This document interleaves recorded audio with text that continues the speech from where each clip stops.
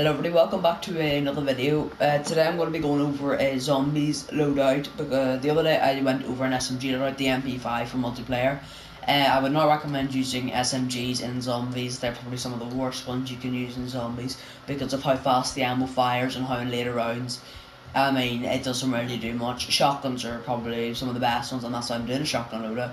I'm doing it because of the high damage output they have in starter rounds, and when you pack a punch it and get a bunch of upgrades on it and different perks to boost it, it becomes a very powerful gun. Not rivaling the ray gun or stuff like that, but it's a very good gun to, I'd say, about round 40, and that's when it starts to drop off. So obviously, if you are quite a big zombies player, you know that is the Gallo shotgun.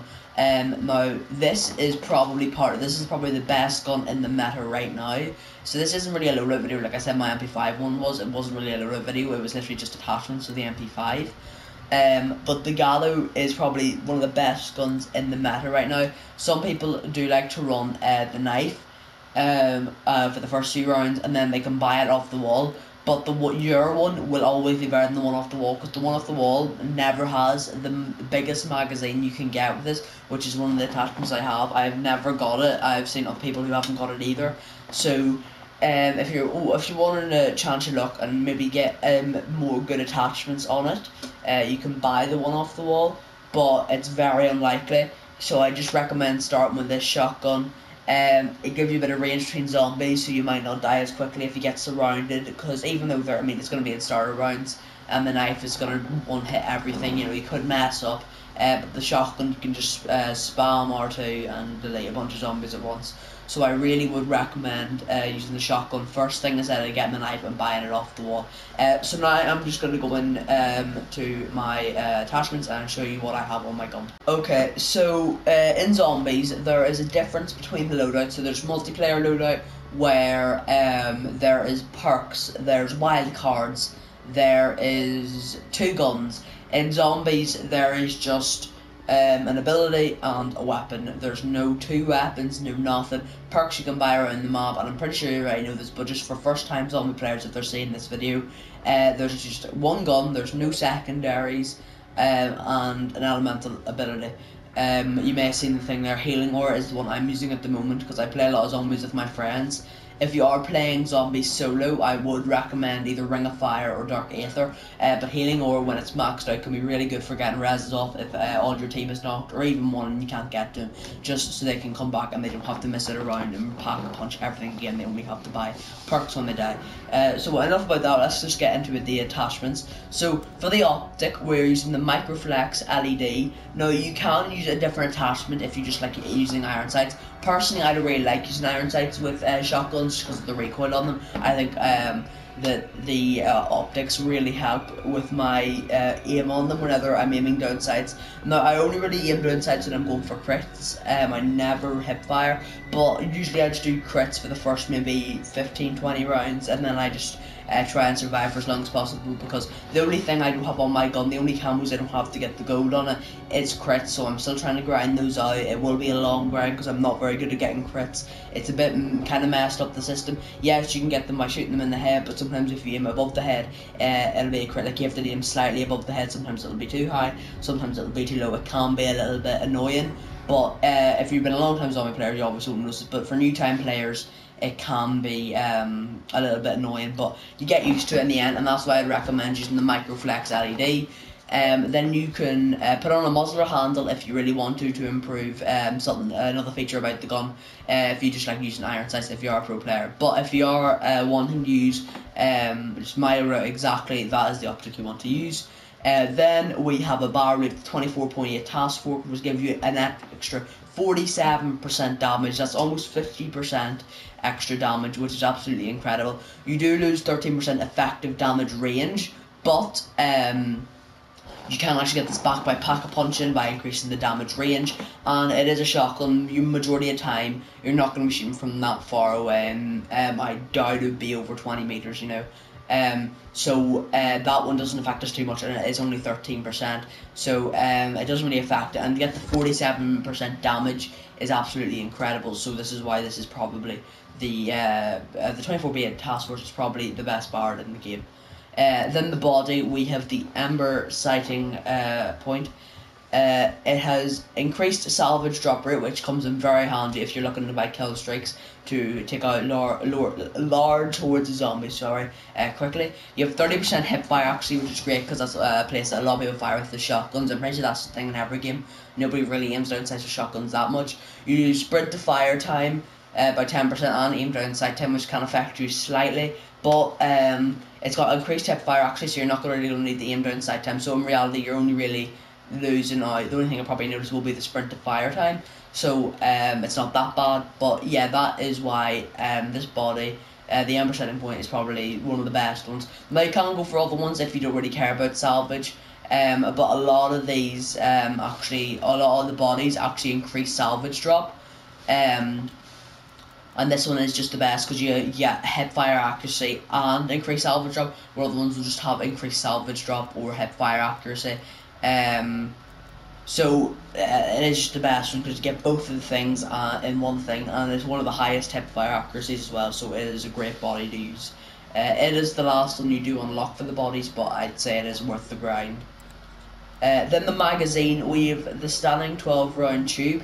I mean, look, do I even need to explain, I mean, why you should use this? I mean, compare it to this one up here. You have 29% increase on everything, and then here you have a 71%. Now, obviously, the reload quickness, you may think it'll affect you.